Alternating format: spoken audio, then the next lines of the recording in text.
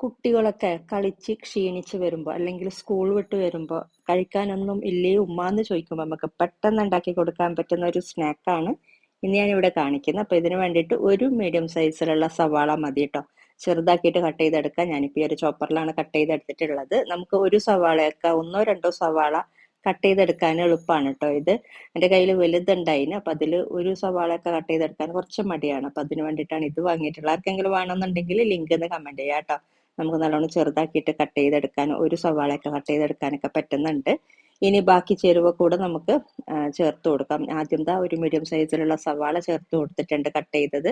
അതുപോലെ ഒരു പകുതി പച്ചമുളക്, പിന്നെ കുറച്ച് മല്ലിയില അരിഞ്ഞത്, പിന്നെ പാകത്തിനുള്ള ഉപ്പ്, ഒരിച്ചിരി നാരങ്ങ നീരും കൂടെ ചേർത്ത് കൊടുക്കാട്ടോ. ഒരു 1/4 ഭാഗം നാരങ്ങ നീരൊക്കെ മതിയാകും. എന്നിട്ട് നന്നായിട്ട് മിക്സ് ചെയ്തിട്ട് മാറ്റി വെക്കാം.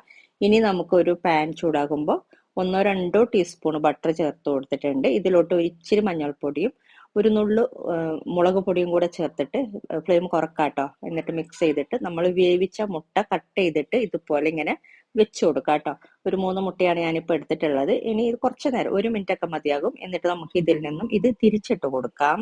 മുട്ട നമ്മൾ നേരത്തെ വേവിച്ച് വെച്ചാൽ പിന്നെ ബാക്കി പണിയൊക്കെ ഈസിയാണ് കേട്ടോ. ഇനിതാ നമ്മൾ കുറെ നേരം വെക്കാനൊന്നുമില്ല, പെട്ടെന്ന് തന്നെ നമുക്ക് ഇതിൽ നിന്നും മാറ്റാം. 1 മിനിറ്റ് വേണ്ട കേട്ടോ. ഇതുപോലെ തിരിച്ചിട്ട് കൊടുത്തിട്ട് പെട്ടെന്ന് തന്നെ നമുക്ക് ഒരു സെർവിങ് പ്ലേറ്റിലോട്ട് മാറ്റിയാൽ മതി. ഇനി നമ്മൾ ഓരോന്നും ഒരു സെർവിങ് പ്ലേറ്റിലോട്ട് മാറ്റിയിട്ട് നമ്മൾ നേരത്തെ മാറ്റി വെച്ച സവാള കൂട്ടുണ്ടല്ലോ, അത് ഇതിന്റെ മുകളിലോട്ട് ഇട്ട് കൊടുക്കുക. കൂടുതൽ വേണമെന്നുണ്ടെങ്കിൽ കുറച്ച് കൂടുതൽ ഫുള്ളായിട്ട് തന്നെ ഇട്ട് കൊടുക്കുക. ഞാനിപ്പോൾ ഇതുപോലെ ഇട്ട് കൊടുത്തിട്ടുണ്ട്.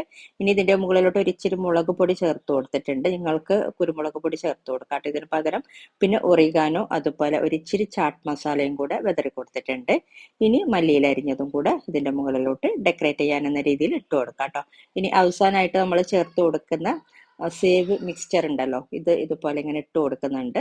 ഓപ്ഷണലാണ്, കഴിക്കാൻ നേരത്ത് ഇട്ട് കൊടുത്താൽ മതി കേട്ടോ. അപ്പൊ ഈ ഒരു രീതിയിലാണ് ഉണ്ടാക്കിയെടുത്തിട്ടുള്ള സംഭവം. നല്ല അടിപൊളിയാണ് കേട്ടോ, കഴിക്കാനൊക്കെ നല്ല ടേസ്റ്റ് ഉണ്ട്. ഇതുപോലെ എന്തായാലും ഒരു പ്രാവശ്യമെങ്കിലും ഉണ്ടാക്കി കൊടുത്തു നോക്കൂ. കഴിക്കാത്ത കുട്ടികളും കഴിക്കും കേട്ടോ.